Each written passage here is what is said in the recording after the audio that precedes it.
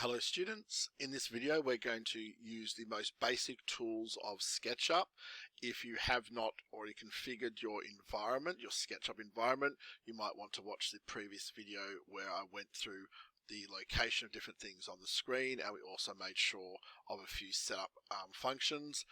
If you're starting this video and you've maybe got some stuff on the screen already that you don't need, it might be easiest just to start a new project. So we'll do that by going to our three bars up the top and choosing a new project. Or if you happen to be on the home screen, which I won't save this just to show you, if you happen to be on your home screen, of course you can just go create new up the top there as well, and you should have a new environment. As I said in the introduction video, it's always a good idea just to triple check your measurements. I always start by coming over to the eye or the information on the model and making sure that I am using millimeters and at least a single decimal point for precision. So I'm just going to add that in there as well. Alright, let's put that away, and the next thing I usually do is just get rid of this person. I don't need them at the moment, so I'm just going to get rid of them altogether. So the first thing that we're going to do is start to try and draw a cube. Now our cube is going to be 100 millimeters cubed, so in all directions, and we're going to do that by following the basic steps of SketchUp. So the most basic way we create things in SketchUp is we start with a two-dimensional shape, which we then turn into a three-dimensional shape using what we call push or pull tool, and then from there we either add or subtract from that shape to create more complex shapes. So here's what we're going to start with. We're going to come over to our tools on our left hand side. We're going to choose our rectangle tool. Now if you hold your mouse over any tool, you'll get the pop out that explains what it is, and in brackets there you can see the capital R. That is indicating that there is a shortcut key of pressing the R on your keyboard to also get that tool. So if I didn't want to move my mouse again, I want to be maybe a little bit quicker, I remember that, I can just press R to get that tool as well. When I do select a tool, the icon for your cursor changes, so you can see it went from a selection tool up the top here where I've got an arrow to when I select the rectangle tool, I've got this icon here. So what I'm going to do now is take my rectangle and I'm just going to come down here, and what's going to happen is I'm going to click and hold my left mouse button to start drawing.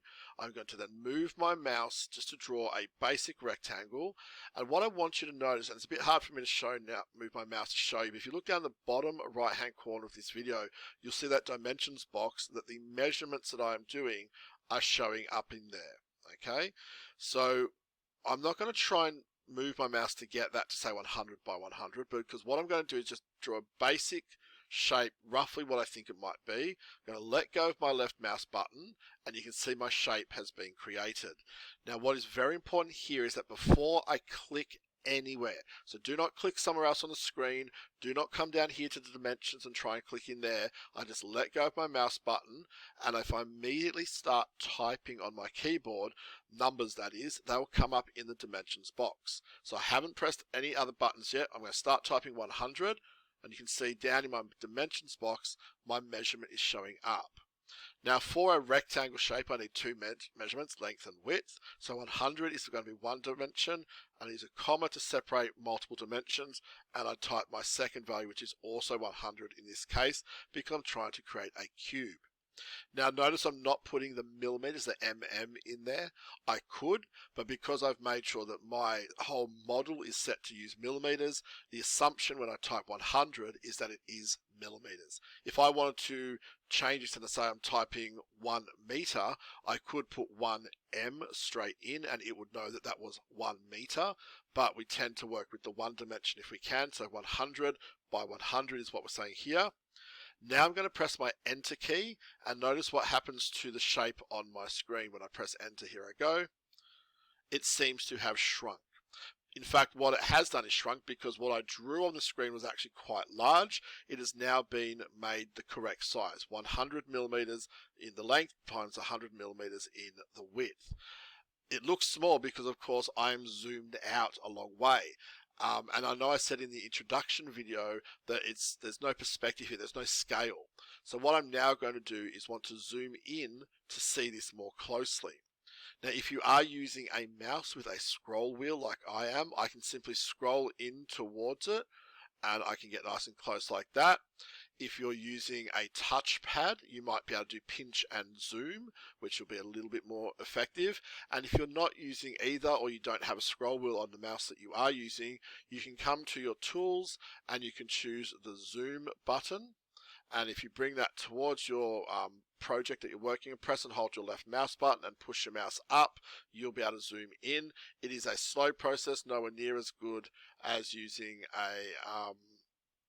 a trackpad or a pinch, and you can zoom out again by holding the button and pulling downwards.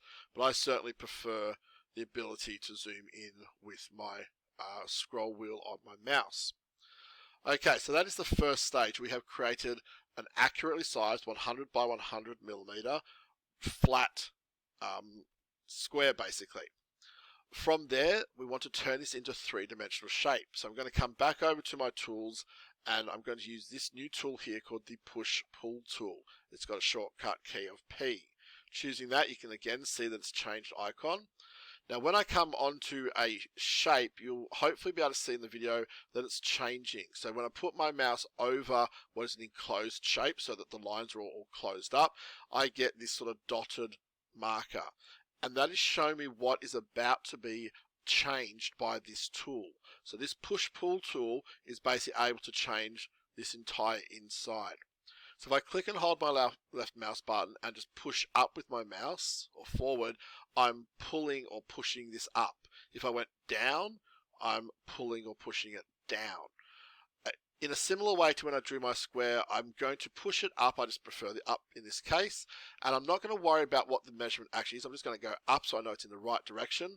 Let go of my mouse, and just like before, I'm going to type the measurement. Now it's only one movement up, so there's only one measurement we need, and again it's going to be 100 because of course I'm trying to make a cube. So I type in my 100, you can see that down the bottom it says distance in that box. Press enter and it will move to match that. So I've taken my 2D shape, I've used my push-pull tool to push or pull it into now a 3D shape. And again, if I would like to move around that, I can zoom in and out, or I can also use this here called orbit. So the O key is a shortcut, or I can also use my scroll wheel by pressing that down in the middle of my mouse. Either way, I can do this. I can move around my shape, orbiting around it.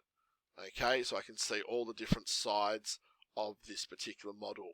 And that's really important because perspective, the way you're looking at something, is often extremely important when you are doing a 3D design. You often need to rotate things and see things from a different angle to get the best from what you're trying to do. So the last thing I want to do, the last major skill that we want to do, is to now modify this three-dimensional shape. And I'm going to do that by cutting a circle out from the middle of it. So again, I'm going to come over and get my circle tool. Now if it's not here, remember we click the three dots to get all of the tools available, and we can choose the circle tool.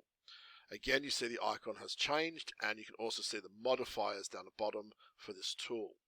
If I move my mouse onto it, you'll see that this is now going to be drawn on this surface, as opposed to drawn on that surface, as opposed to drawn on that surface, and so forth. So each surface becomes like a page or a sheet of paper, if you like, that I can modify and then go from there. So in this case, I'm not going to worry about the size. I'm literally just going to draw a random circle because I'm not too worried about that right now. All right, but you can see I've got a circle now on this surface. If I take my push-pull tool again, notice the difference now. If I go onto this surface, that part is shaded, but the circle isn't, because these are now two separate pieces. Because it is an enclosed circle and an enclosed square, this circle is a separate piece to the outside of it. The same as this side here is not the same piece as that. These are all what we call individual planes or surfaces. So I can affect them or modify them individually. So what I want to do is use my push-pull tool to not pull in this case, but to push this circle in. So I'm just going to push it out the back like that, and I can actually see it coming out the back. So this is where I need to rotate or orbit around, change my perspective to be able to see it better.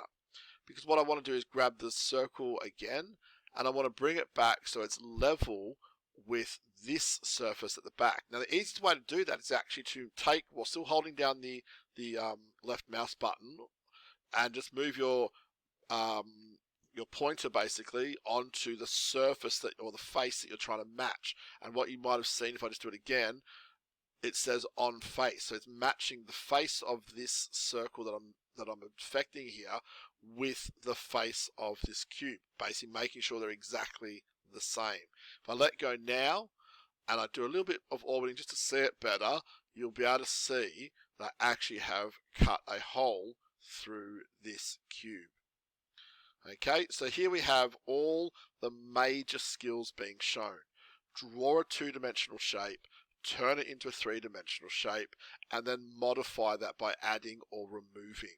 So just to add another example really quickly, if I wanted to maybe round off this corner along here, I could use a curve tool, and I will talk more about curve tools at another time. I'm just going to do it really quickly to demonstrate. So I've drawn a curve on this surface, and again I could use my push-pull tool, see that they are separate things now, and I could push that off, essentially cutting a curve off that corner. And that is the basic methodology for creating things in this type of CAD program. Draw something two-dimensional usually, turn it into three-dimensional shape, and then modify it. So maybe I want a little bit of another part pointing out here. So we can start building up a more complex shape by adding and subtracting simpler shapes from what's already there. So that's the most basic thing that we're going to do, and I'd like you to try and do that now if you haven't already been doing it while following along. Make a cube that is 100 by 100 millimeters and simply cut a hole through it. You do not need to do all of this, right? You just need to cut a hole all the way through it. When you are doing this work, make sure you're pressing save. Save it to your school OneDrive. I won't demonstrate that here because on the computer I'm using to record, I actually don't have access to OneDrive. But make sure you save it to school OneDrive, preferably in a product design folder or a similar folder that makes sense. And make sure you name your work appropriately so that you can be found later. Okay, off you go and have a go at those skills, please.